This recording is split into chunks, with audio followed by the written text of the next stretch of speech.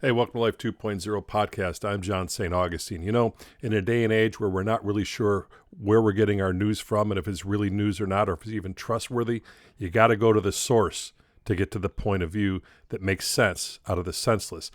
Conversation with the great Charlie Meyerson coming up in just a couple seconds. But before all that, let's go up the down staircase in the outdoor. Make sense out of the senseless again. And if all possible, we'll find the obvious buried in the absurd. Hold on to your friggin' lug nuts, kids. It's time for an overall. Let's do it.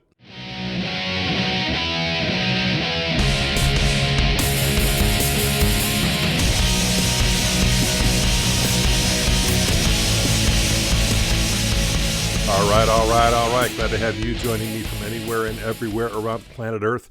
I mentioned on the open, which I had changed a little bit, this intro, because I know Charlie Meyerson's listening, and I better get my shit in one sock, because this guy sets the standard, really, when it comes to broadcasting guidelines, I would say, how you really make an effective podcast or broadcast.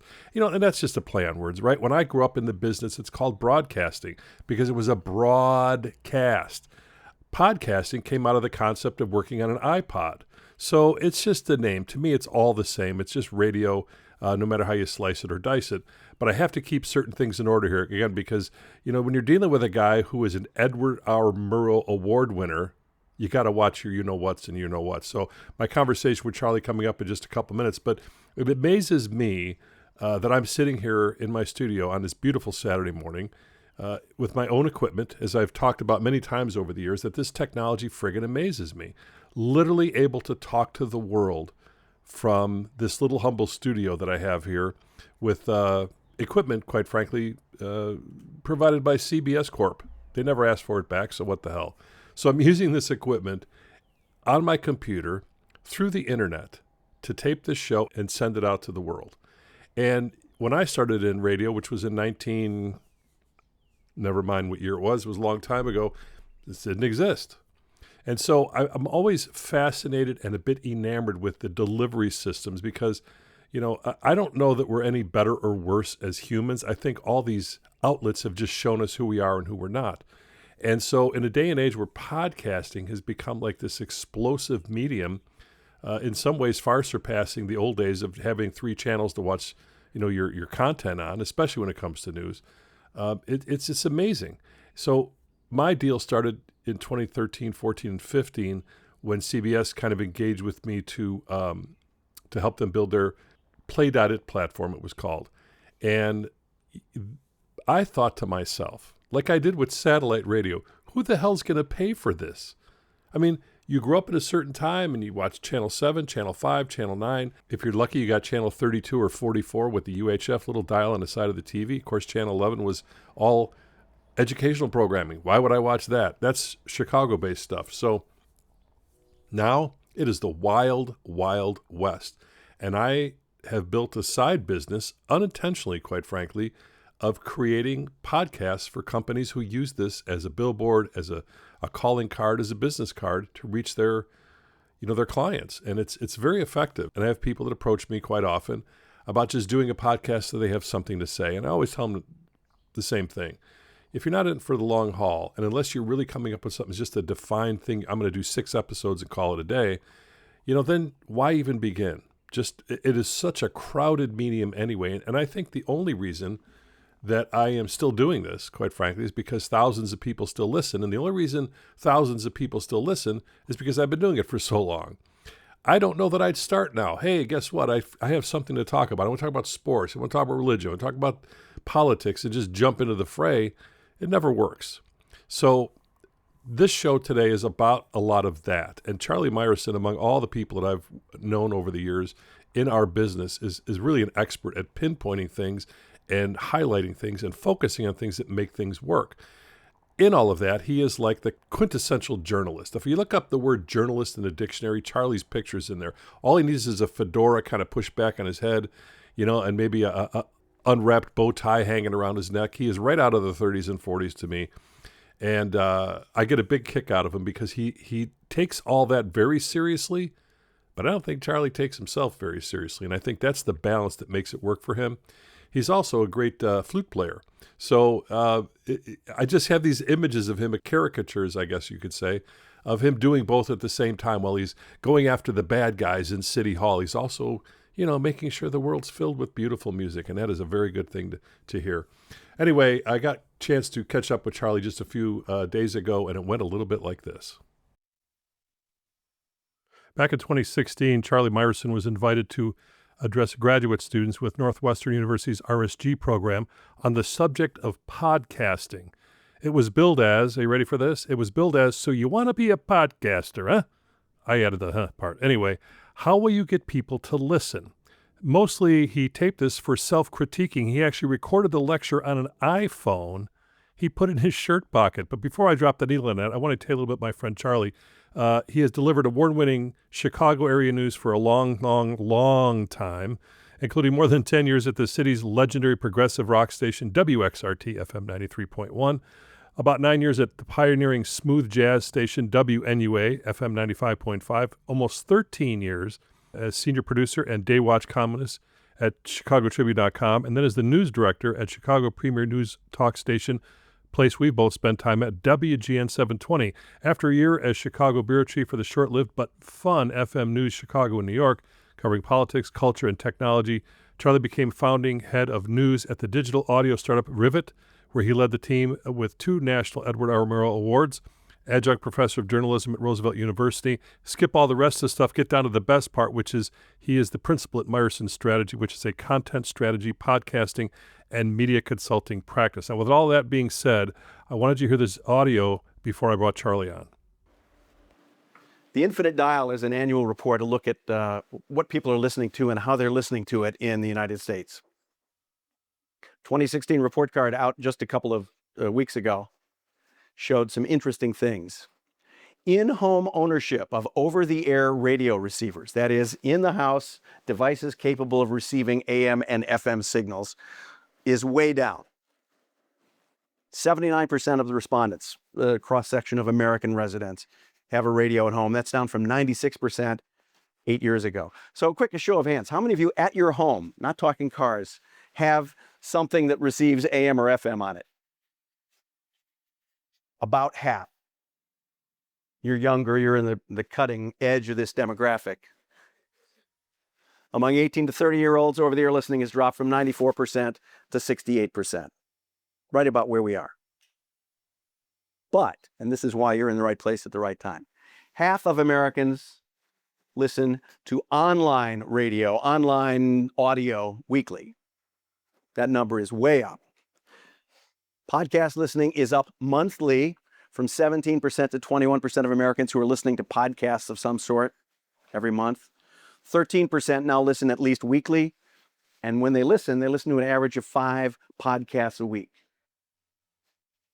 What this means is that now, through technology, as you know, you have the power to build, in essence, your own radio station. No antenna necessary, no federal license necessary, not like the old days. Anyone who's worked in radio news or radio in general has always been aware, hey, if they don't like what we're saying, someone could just punch a button and go somewhere else. If you're on the internet, and most of us are, whatever you have to say, whatever you have to share on the internet is competing with whatever is a click away in your bookmarks bar, whatever is a click away in the advertising rail. Almost everything is interesting to somebody. Your challenge is, if you've created something that has a narrow fan base, connecting, letting those people in that fan base know about it. That's where social media comes into play. It's where following experts or aficionados on Twitter and Facebook allows you to connect with them and say, hey, I've just created this thing. Would you listen to it? Charlie, welcome back. Glad to be here, John. So when you posted that, first of all, I was enamored to listen to it. You're so very good at putting these statistics out and making them make sense, especially to college kids, which is a whole nother show. But what I found fascinating is that's a decade ago. Things have rapidly and dramatically changed since then. Not just how we get the news, but what we do with the news or any other amount of information. So I had to have you come back and talk about where we are now in 2026, even from 2016. Yeah, listening to that, well, first of all, my thought is it hasn't aged well with regard to my mention of Twitter. Anybody remember Twitter? X is what it is now. Yeah. And yet, the Blue Sky and other services have stepped in to fill that gap. But no, the trends, as you know, John, have only continued. I'm sure the numbers, I know for a fact, the numbers have gone down in terms of how many young people own or listen to AM or FM Yeah. radio, how many own radios. Podcast listening is up, but of course there is much more competition than ever for those who are podcasting. One of the things I told the kids back then, and I still tell anyone who listens and some people who don't listen, is that it's easier than ever for anybody to get onto the playing field for media these days, whether it's text, whether it's audio, whether it's video, whether it's photos, whatever. But that playing field is infinitely large. And so Yeah. everybody, regardless of medium, is competing with everybody else, regardless of medium. And it is harder than ever for someone who's just starting out to gather an audience. The average podcast lasts episode-wise 7 to 8 episodes, and then people drop off.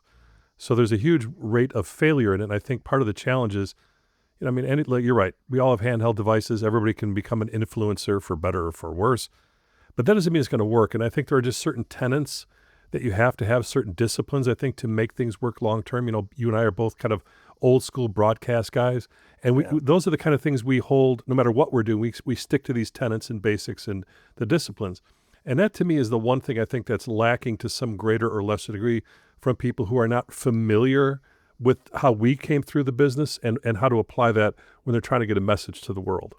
Yeah, well, that's as you know, John. Anyone who came up through what us old guys now think of as traditional radio grew up in a profession where the competition was always a click away, a punch of the radio dial or button. Now, of course, a click on the steering wheel control to change channels. Yeah. And that mandate of always being interesting, always keeping your audience engaged, is something that is innate to broadcast media, where ratings can now be tracked minute by minute, and tune outs can be measured with high precision. Mm-hmm. A lot of people just getting into the business of podcasting don't know that, don't recognize that from the minute somebody presses play, content creators, podcasters, newscasters, commentators are in a fight to keep the audience from punching that button. And so many podcasts begin with, "Hey, how you doing? Hey, it's a beautiful day here," and you're just frittering away audience attention. As you know, John, I am still associated with Rivet, which was a visionary company that set out to reinvent radio news for the smartphone. A friend of mine referred to it as Tinder for radio news, in that if you liked the story, you could swipe right and listen to it again. If you didn't like a story, you swipe left and you're on to the next story. And it was a great idea. Rivet endures. It's now Rivet 360 as a podcast production and consulting firm, and I'm still part of the team. But what we learned from the app, which has sadly gone to meet its makers,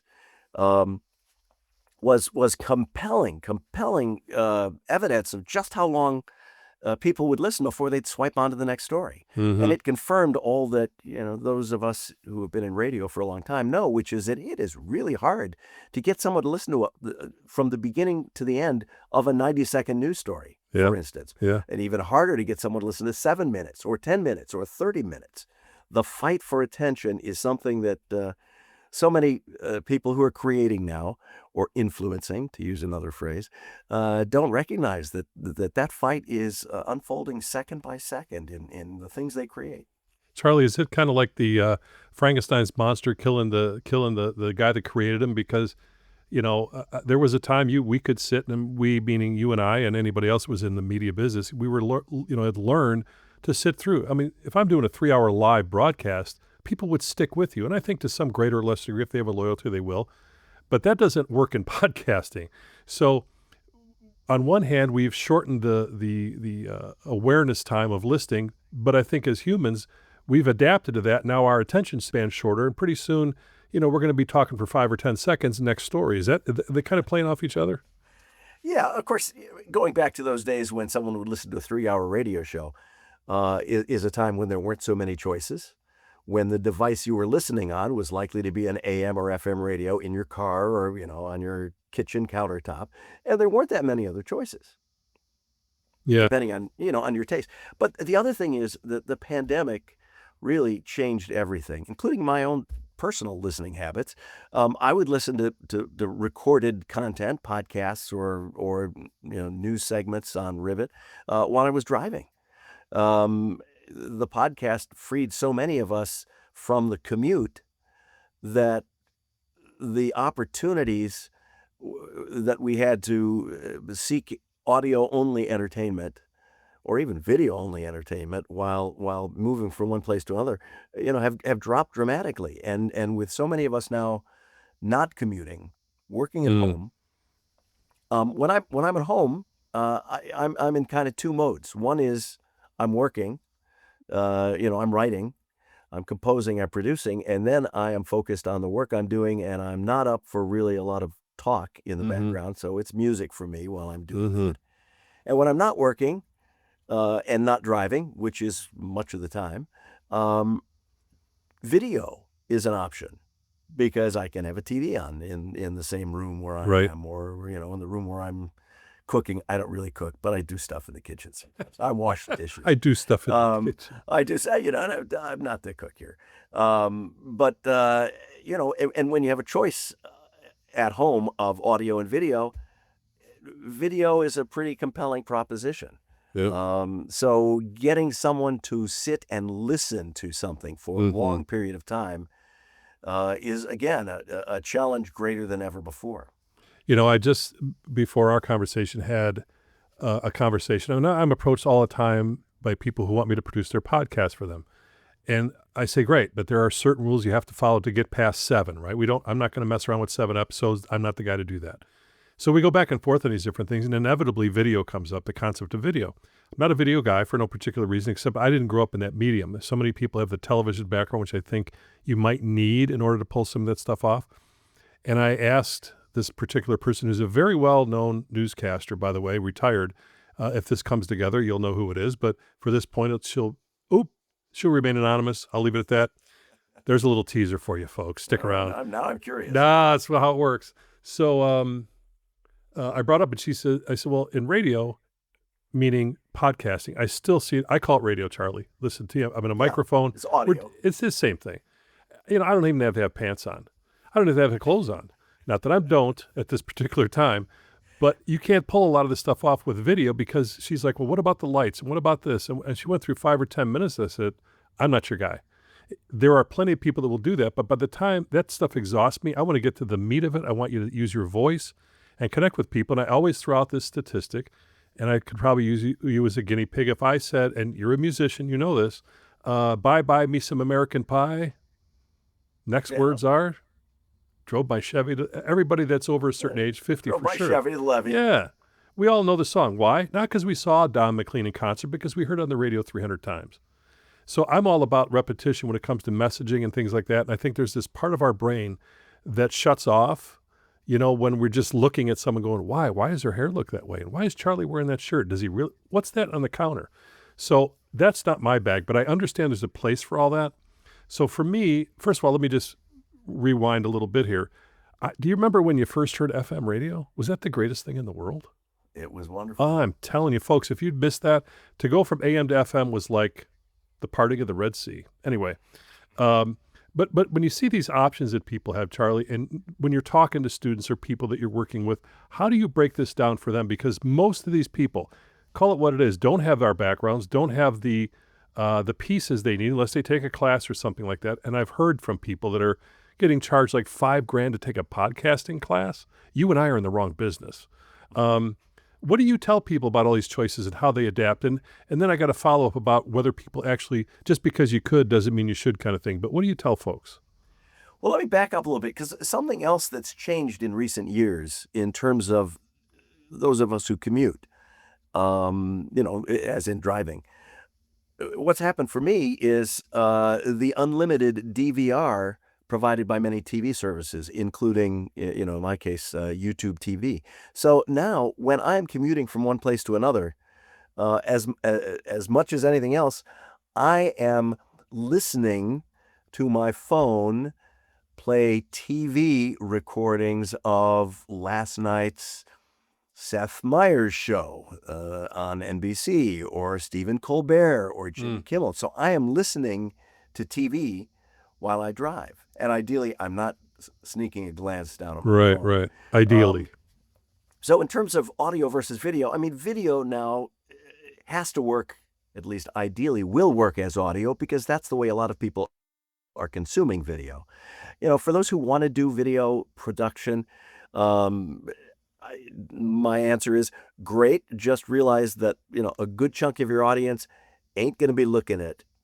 Yeah. They're going to be listening to it. And so sound comes first. Everyone in your audience will be listening to what you sound like. Some people will be looking at what you look like. But of the two, sound and audio production and audio pacing are very important. That doesn't really answer your question. Well, does it? but what it did, it got my right hand up in like triumph, because you're right. Sound first always, Yeah. and then the rest follows. So that makes that point. But the follow-up to that is, you talk about how crowded things are. And let me just preface this next kind of query here with going back to CBS when I was working with them on the Play.it platform in 2015. I started with that. And they threw a you-know-what ton of money at a bunch of influencers, none of which are around anymore. And my job was, not unlike what I did at Harpo, was taking TV people, getting them ready to do the spoken word end of things. So they were constantly sending me these, I couldn't tell you their names, but somebody had 1,000 followers on Twitter, and that was enough. They gave him $20,000 to do a show. I'm like, are you insane? You'll never get that money back.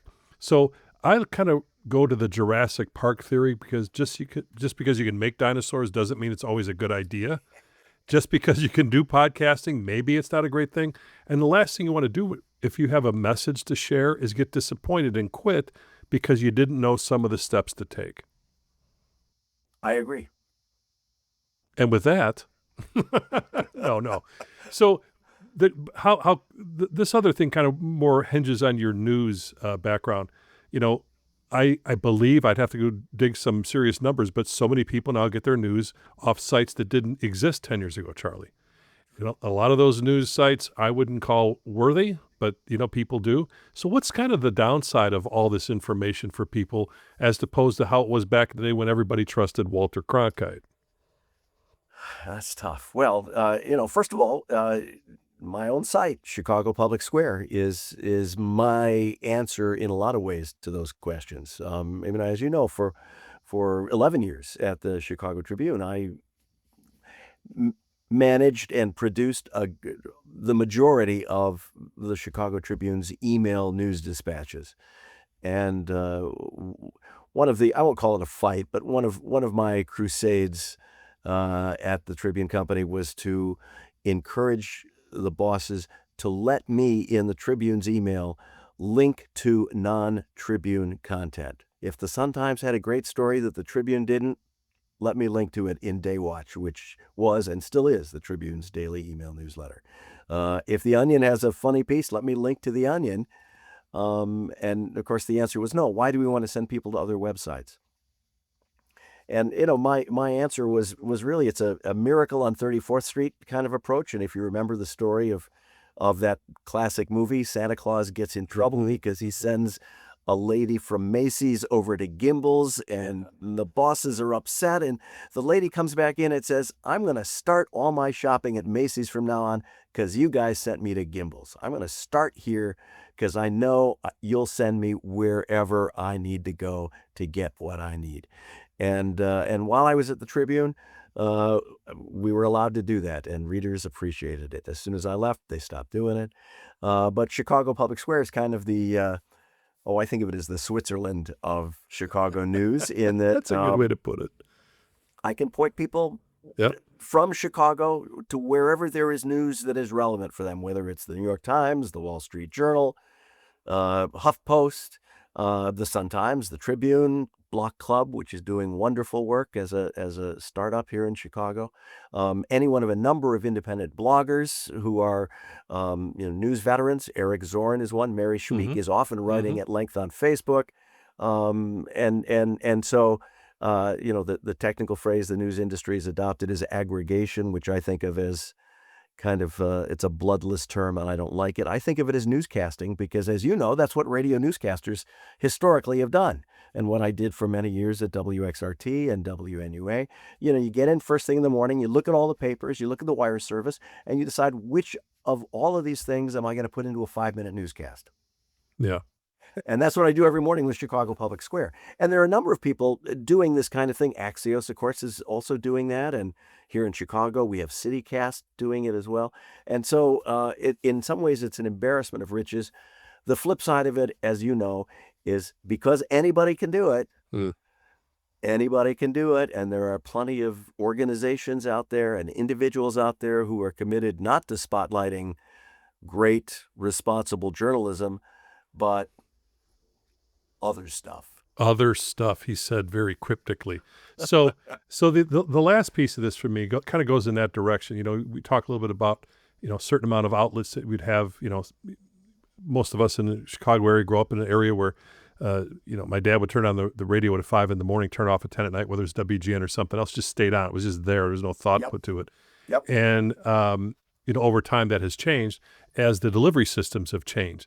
So I'm trying to be as optimistic in content-wise. Bill Curtis and I have this ongoing argument for 20 years that he thinks the more information people get, the smarter we'll become. And I'm thinking, no fucking way. Because we feed the bias, and that bias is fed by demographics, and demographics is what people sell by. So whether or not this is a clearinghouse of information that actually benefit you is kind of like third on the list of some of these organizations that are really doing it just for the cash. And if they hook you in with these sensational headlines and these BS articles and all this stuff that really isn't true, but they're making money, that's kind of their bend on it, which is a little different than what you do. And I think people that have somewhat integrity obviously don't do those things. But it is a battle because what used to be fairly safe ground to some greater or lesser degree is now the wild, wild west. I have to confess that my mantra for many years leading up to the middle of the last decade was, the internet makes everything better. And by that, I meant it gave people access to more sources of news than ever before. I meant it made home repair, fixing a clogged toilet or a leaky sink easier. And it made finding music and playing video easier. And of course, I've had to walk that back because all the reasons that you've cited that, there is so much misinformation. And who was it who said a lie can make its way around the world while the truth is still putting its shoes on? Was that Twain? It sure was. Not quite that, of course, but and there are so many lies and so many bad players out there that it's not a clear-cut answer that the internet makes everything better. It makes a lot of things better. It makes it possible for people of goodwill and intelligence to be heard where they never would have been heard before. I'm thinking of people like Joyce Vance, former law professor who has a Substack email newsletter, and Heather Cox Richardson, historian. Very smart and always providing education. Would they have been published by major magazines or newspapers on a daily basis before? No, they would not. Yeah. But now those of us who are able to subscribe to them for free, you can do that and take advantage of their wisdom on a daily basis. So I mean, there is much to be thankful for in this age, but we've lost the ability for an easy consensus, going back to the days when, Chicago had 2 major newspapers and, 3 or 4 TV stations and maybe 5 or 6 news radio-oriented stations.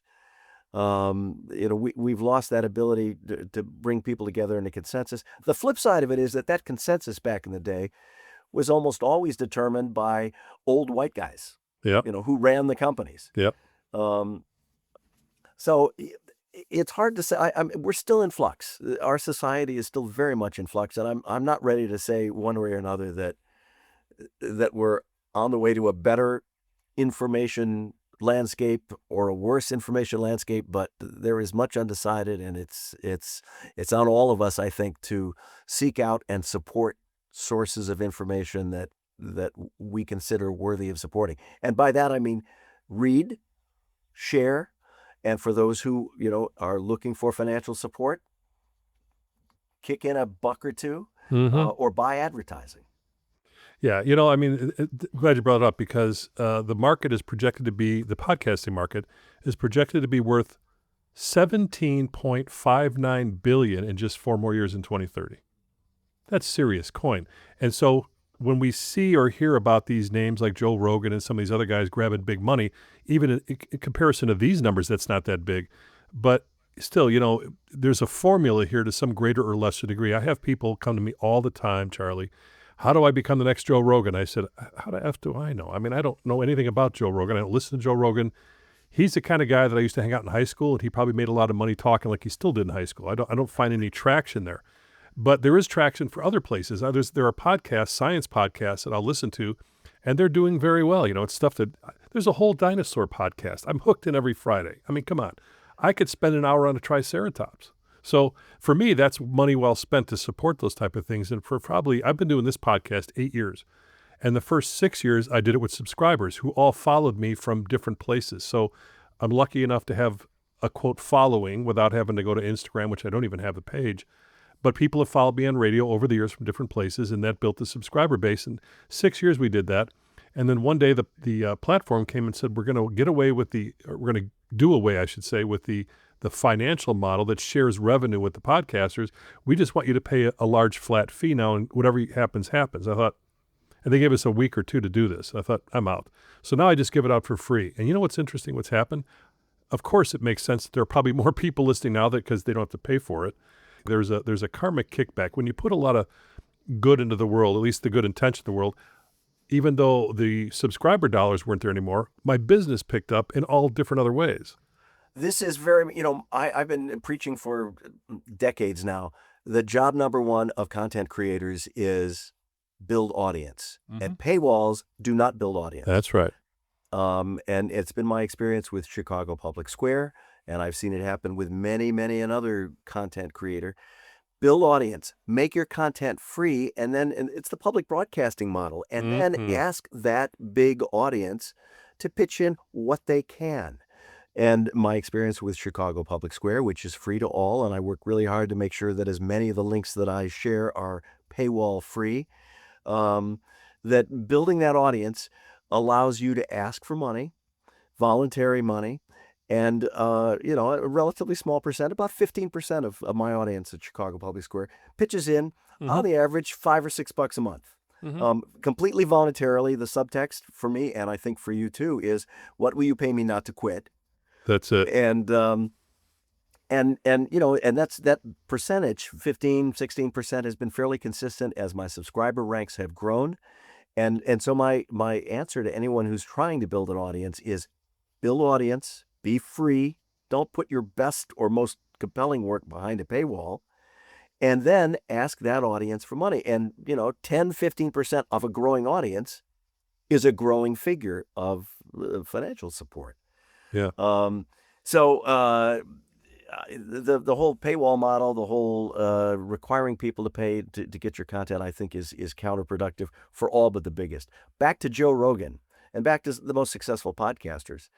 The most successful podcasters are people who were famous before they were podcasters. Yep. They had, as you do, and to a much lesser extent as I do, they're people who were known in the media before podcasting or email newsletters came along. For someone who doesn't have that existing fan base, it's a tough ask to build audience.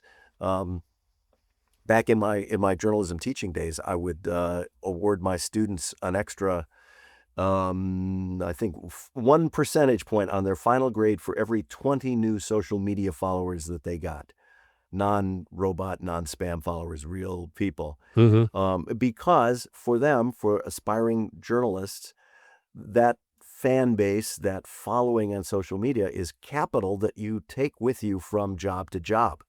If you walk in the door, if 2 candidates walk in the door at a news organization, equally qualified, and one has 1,000 followers on a social medium, and another has 10,000, all things equal, that employer is going to say, well, hey, this person can reach 10,000 people with Mhm. every piece he, she, or they do for us. Let's hire that person. So having a following is job number one for anyone who's setting out to become a podcaster or an email newsletter author or an influencer or what have you. Not long ago, I had a couple young guys referred to me to do a podcast, and they were both, I believe, from Penn State. And I said, "So what do you guys want to talk about?" "We're going to talk about sports." I said, "Well, that's never been done." I said with my tongue shoved in my cheek. And they're like, "What do you mean?" I said, "Well, so tell me what you're going to do different." He goes, "Different? We're going to use the winning formula." And I said, "Well, tell me in my 30 years of experience what that winning formula is." He goes, "We're just going to argue." I said, "What's this?" So he goes, "Well, we're going to go through every sport at Penn State because we just graduated. These guys were 24 years old, 23 years old. And what they grew up on and what they watched are these shows like Stephen A. Smith where they just come up with constant themes and questions that can't be answered. Then they're on the next thing and they just argue for an hour. So I said, "I'll tell you what." I said, "I'll do a demo with you. No video, just audio because that's where I live. And let's see what that sounds like." And so after 5 minutes, they had exhausted themselves. Because you can't just argue you could, but it doesn't work. And so I did it to make a point. And I said, "So what are you going to do for the next 30 minutes? Like, what do you mean? I said, "Well, if you wanted to do a 5-minute podcast of you guys arguing, have a good day. Go for it. But if you're trying to get some longevity and legs to this thing and build out an audience, you're going to find that it takes a little bit more than 5 minutes of arguing to get somewhere." So it's so interesting because, you and I, major old school guys, there's so much more that goes into that. But if it all takes to argue, because that's what they see. 5 minutes arguing, Stephen A. Smith gets $100 million to argue with people over stuff he can't do. And that's what the formula is. So in some ways, it's hard to weed that stuff out. I've never heard from those guys again. I think I scared them off. But it's also hard to weed through the stuff that has some value to people. And I think that's on the listener as well as the host to do that. Well, I had a flashback to something I said earlier in the discussion, which is, 5-minute podcast is not bad. If it's 5 compelling minutes with not a wasted second, people will listen from beginning to end. There's no drop off. You're not spending time producing the next 25 minutes that people are not listening to. Yeah.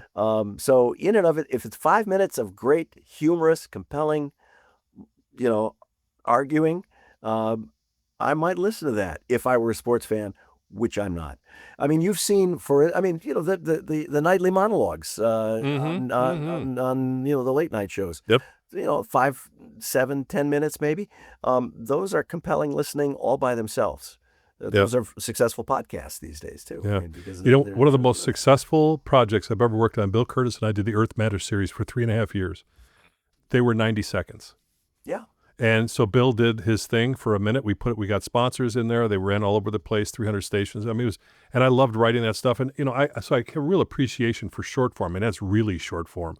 And I'm not saying these guys were in the wrong direction, but it's just interesting that they thought what they needed to do was argue to be successful because that's what they see. And so much out there isn't debate anymore or conversation. It's just two guys arguing about something. Next question. So you've seen the Daily Show's satiric bits where they do that. Exactly that. And they argue over everything.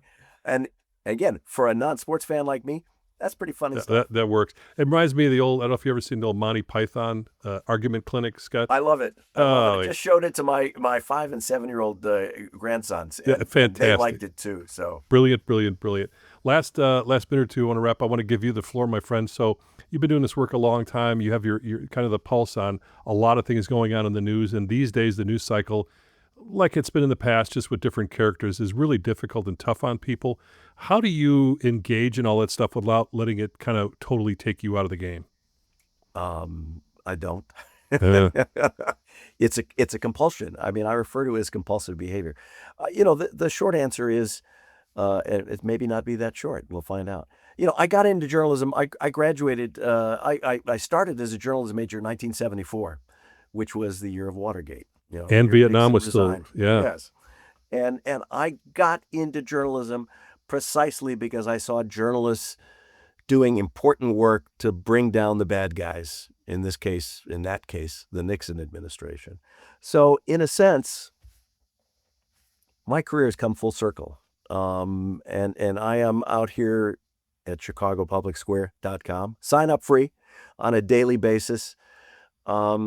I hope, doing my best to call to account the worst of the worst in Washington, also, to a lesser extent in Illinois and in Chicago. Some of my friends and some who aren't my friends talk about the journalists of today being left-leaning.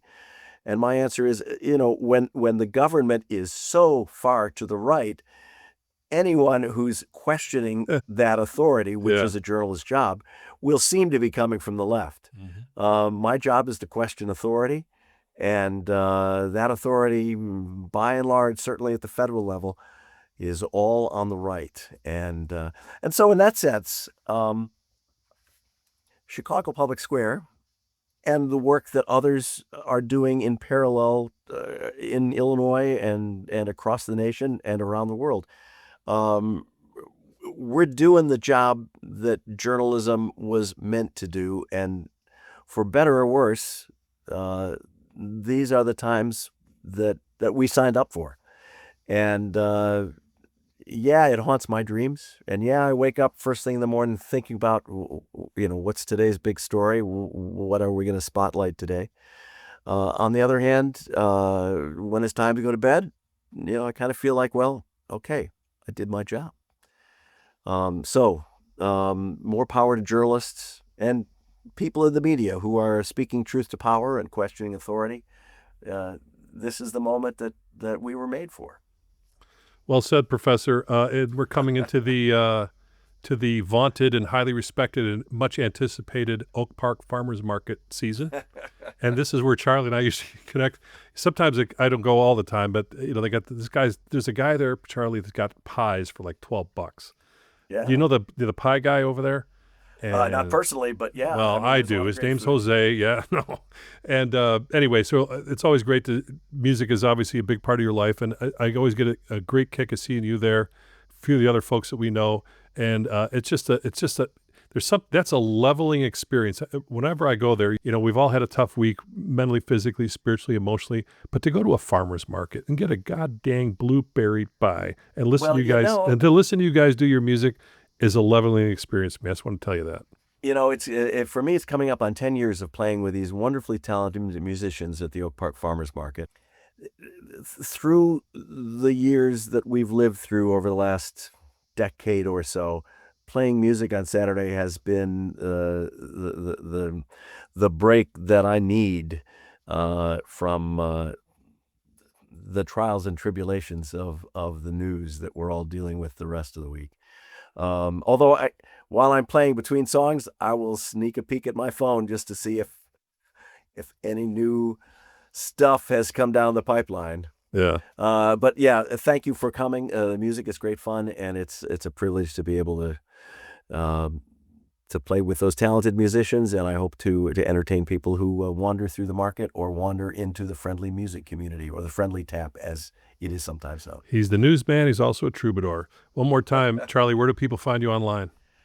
I'd say go to sub.chicagopublicsquare.com and sign up for Chicago Public Square, free daily email news briefing that I'm happy to provide. Charlie, always good to catch up, my friend. You too. Take it easy, John. It is hard not to listen to this guy and not have hope. And what I mean by that is he was very accurate in pointing out that this, we're always in flux. And I say it my way, which means it's a shit show. It's always been a shit show. It'll always be a shit show. Charlie says we're in flux. There's the difference. But we're saying the same thing. And I think because of that, I find reasons to have hope, because Charlie Meyerson are out digging into the ground and pulling up the roots of stuff that need to be looked at, whether you like it or not, or believe it or not, or even care or not. He's still doing it. So that to me means he hasn't given up the ghost. And if Charlie Meyerson hasn't given it up, then I don't think any of us have the right to give it up either. This is a numbers game. I'm in a numbers game. Every time I turn this microphone on, I'm watching the numbers to see where they go. And as Charlie points out in that conversation about just giving it away for free, that's when things really change for me. And I like to make money. Who doesn't? So what's come around, though, is I say, I'm just going to give this out to the world, as I mentioned in the conversation, and other things pick up. And whether people hear me on this podcast, broadcast, or they find me some other way, the 30 years I've been doing this gives me great cred. And that great cred brings work. And I enjoy helping people get their voice out into the world. I just want to do it the best way possible. So I need a demographic too. When you start talking about Fox News or CNN or any other fill-in-the-blank news source, they need those numbers to survive. And without numbers, you don't. I don't care where you're at. Eventually, the numbers will get you. In the case of CBS, they've made some radical changes at CBS. They've been in third place out of 3 networks forever, it seems. And I don't know if they think that these changes are going to somehow garner them a new audience, but the fact is it's probably not going to. And they're going to jettison all this talent and all this other stuff and change the way they do things. And outside of having somebody sit stark naked behind the desk and deliver the news, I don't know there's going to be this big rush of people over there for these changes. On the other hand, it's probably politically motivated and connected, as a lot of things are. So my point in telling you all this, and I know from conversations I've had with people that are not in the broadcast business, they don't get it. We just go where we are led, and we up our narrative, and we go to places that support our narrative, and rarely do we wander off into things that don't. But I have learned more about watching stuff I would normally never watch than I do watching things I always would watch. And just for the record, and you've heard me say this before, I don't watch the news very often. There's nothing new there, number one, so they got to change the name. Charlie needs to get on that and call it something else. The second thing is, especially here in the city of Chicago, I see the same stories over and over again, which I can't do a thing about. And I don't want to ever come up with a sense of apathy because I got sucked into that stuff. I have constant conversations with people who are friends of mine about that. And I'm like, look, if I could do something and wave a magic wand and make all this, I would. But just to pound people into submission with shit they can't do a thing about, I think is detrimental to your central nervous system and your well-being. So it's a big history lesson for me constantly. I'm watching the arc of all this stuff. And if you think things are bad now, you should have been here in 64, 65, 63, 60. Pick any year. It's a shit show. So I guess it's how we take this information in and what we do with it that makes the most sense. And when these broadcasting corps are going out trying to get their demographic and slice and dice the pie so they can sell, because it's all about advertising dollars, that's where the money comes from. And when Fox News got sued for $787 million and they basically admitted, we're just entertainment.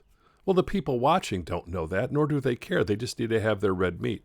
And across the board at any other news outlet, it's the same thing. It's all about the numbers. So that being said, thanks for listening all these years. I mean, it really hits me sometimes that I've been very, very fortunate. And much like Charlie, I'm sure, I take the microphone seriously. I don't take myself very seriously. I feel very fortunate to still be around doing this almost 30 years later. And it's boggling to my mind. There's this thing that gets me up every Saturday morning to do this particular podcast.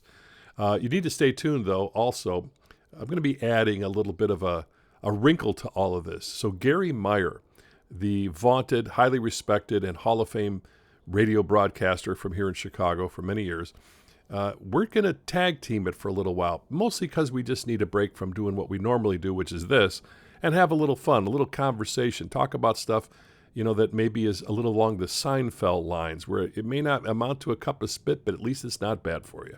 So Gary and I are working on that. It's called Saints and Sinners. We're looking, hopefully, to roll it out on a monthly basis in June. And, again, we're not going to charge you.